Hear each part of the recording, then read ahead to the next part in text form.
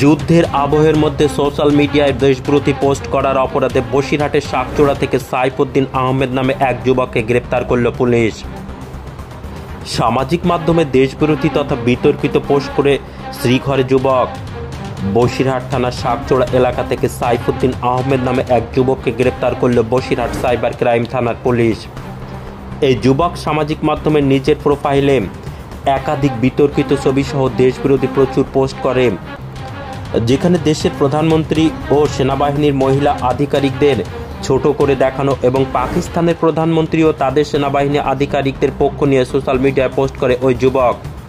সেই post viral হতে বসিরহাটের বাসিন্দা এক যুবক বসিরহাটের সাইবার ক্রাইম থানায় তার বিরুদ্ধে অভিযোগ দায়ের করেন। অভিযোগে তদন্তে নেমে বসিরহাট সাইবার ক্রাইম থানার পুলিশ বসিরহাটের শাকচোড়া এলাকা থেকে অভিযুক্তকে গ্রেপ্তার করে।